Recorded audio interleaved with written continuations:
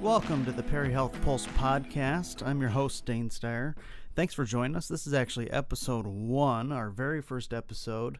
Excited to have you listening to this and hope that you come back to listen to more. I want to start out by giving a little bit of information about what this podcast is about. The Perry Health Pulse is our way of trying to connect with the community and share information. So this podcast is going to be about tackling those issues that a lot of people don't think about with healthcare or just don't have that much knowledge about. We want to bring in experts from around the Perry Memorial Hospital and our partners to be able to share with you that information and keep you an informed patient in the drive for health and wellness. With this being a new venture, we'd love to hear feedback and topic suggestions.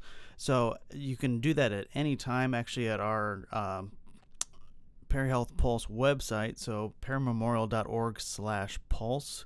Not only is that our landing page for all of our Pulse initiatives, including our email newsletter and blog and podcast, but scrolling a little bit further down, there's actually a nice form set up so that you can give feedback, suggest a topic, anything like that. It's very much appreciated. It helps us informing what we can do to benefit you.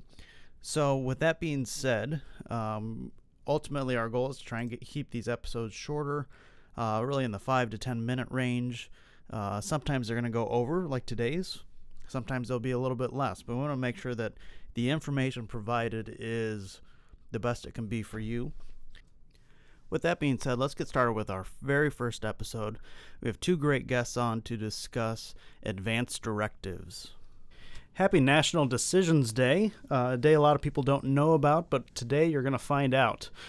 Today I've got 2 guests here from Perry's Care Management Department, Deb Rausch and Dina Deuce. They together have a combined experience of almost 50 years working with patients, so they have a lot of experience working with advanced directives and what we're going to talk about today. So we're very happy to have them. Thanks for joining us. Thank you. You're welcome. Glad to be here. So from my understanding, what we're really talking about is how patients can prepare for that unexpected time when they're not really capable of making important healthcare decisions for themselves. Is that correct? Yes. Okay, so whether that decision would be like going through a certain procedure or being kept on life support or things like that. Is that also correct? That's exactly right. A lot of people think that the only decision they really need to think ahead about is whether or not they would want to be have their heart restarted if their heart stopped. But in fact, there are a lot of decisions along the way, that medical decisions that would benefit from people thinking about it ahead of time and how they would want that taken care of. So what are some of the things that might happen to a patient that would make them unfit to make those decisions for themselves or unable to make those decisions?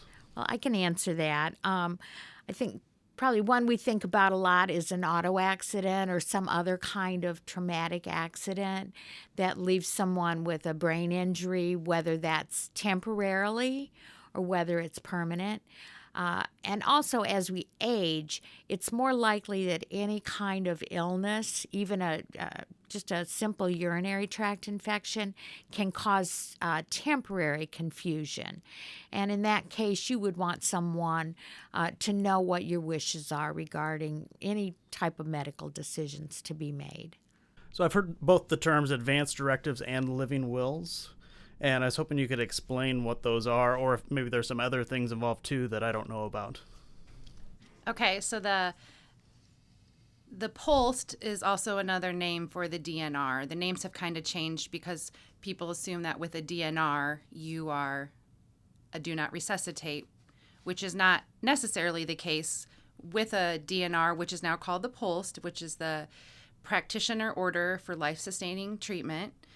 It is where you can choose how you want to live the rest of your life, if you're found not breathing, do you want to be fully resuscitated or do you want to be a do not resuscitate? And then also, if you are found breathing but you have some other stuff going on, what type of treatment do you want? Do you want comfort measures, or do you want full treatment, selective treatment? Those are all options in the DNR, now called POLST. And then there's also what is called the Power of Attorney for Healthcare. It's kind of the same as what a living will does. It is a document that allows your loved ones to make decisions for you when you cannot. And that form can be signed at any time. And there's also options that say they start making decisions for you now, or they can start making decisions for you when the doctor deems it's necessary. So are these forms that you need a lawyer to sign off on, or go through an attorney to get them in order? That's a great question, because a lot of people think that, but no. The Power of Attorney form for healthcare just needs a signature from the individual, and that's it. As far as the POLST form, a doctor needs to sign off it to make it legal, and then it can go anywhere with you and should go everywhere with you. And each one does need a witness signature, but it doesn't need to be done by an attorney. In fact, let me back up on that. They don't require that. You can do it even without using the actual form.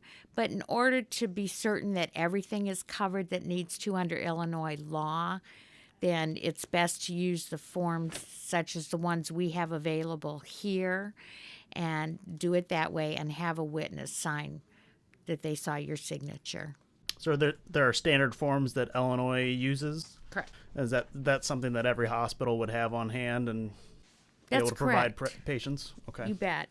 And the one we use is actually available online as well to individuals. It's from the Illinois State Medical Society, and they've done a real nice job of putting together the forms with some additional information that tells a little more and helps explain it to folks. But any individual can go to their website and find it and fill it out for themselves.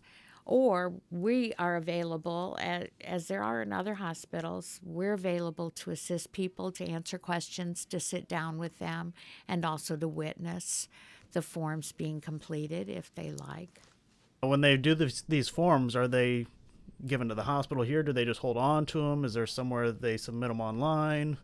What happens to the form so there's a record? So if you come to the hospital and have them filled out, once the doctor has signed off on them, the hospital, if you get a lot of your visits done here, you have a primary care physician here, it can go into the system, and that way when you come in, we always know what your code is. It is also very important that you keep the original. No matter where you go, always have a copy of it, any doctor's appointments. That way everyone is aware. Also, if you were in need of medical attention and an ambulance was to come to you, the only way that they would not perform your wishes if you were a DNR is if they literally have that form. So it's best that you have that somewhere. A paramedic told me, recommended that you have it on your refrigerator, along with your current medication list and any other helpful information for the paramedics. And in addition to providing copies to all your healthcare providers and the hospital and keeping an original, the other very, very important group of people that you want to share that information with is your family and your loved ones. And that becomes very significant because sometimes people are not comfortable having that conversation. But it truly is a critical part of having an advance directive, of making those decisions. You want to avoid putting your family in a position of wondering what you want, or even wondering what you meant when you completed the advance directives. Because as much as you can try to determine what you would want on a future day, there are so many things that we can't foresee that it's important that your family, your loved ones all understand exactly where you're coming from, what values you're basing those decisions on, so that they can be comfortable in making decisions on your behalf. So let's say a scenario, so a patient comes in, they have no advance directive, no family around, or no one with legal authority to really make decisions for them. How do doctors and nurses decide what to do? That is a very good question, and one we hope that people can avoid by having advance directives. However, we know that as much as people in general will say that it's important to do that, not near as many people actually complete that. So what would happen is that they would be appointed, a surrogate would be identified, and there's a list of people that kind of goes down the line as to who would be making those healthcare decisions for you when you can't yourself. I'm going to find that list. So, list. But It's right here. Got it? Okay. Go ahead. So a healthcare surrogate can be one of the following people in order of priority, from the guardian of the person to the spouse to any adult or child, either parent, any adult brother or sister, or any adult grandchild. It can even be a close friend or guardian of the estate. Okay, so it kind of goes down the line with family members first. And so what if the person doesn't have any family, or doesn't have any family that's readily available to be contacted about it? Exactly. That's when the courts would have to be involved in actually appointing a guardian. And as you can imagine, that can delay care. And it's one of the reasons that it's important to have someone who not only is available, but knows your wishes and understands what it is you would want. If a surrogate is appointed, they simply have to guess, to be perfectly honest. Well, and really, I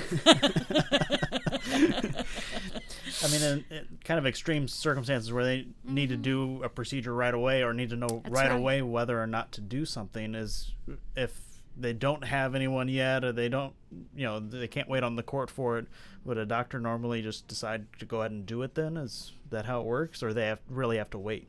They really have to wait. A doctor cannot make that decision alone without the input of someone who actually represents the patient. It is important, however, if you have a personal physician, that be one of the people that you have a good discussion with.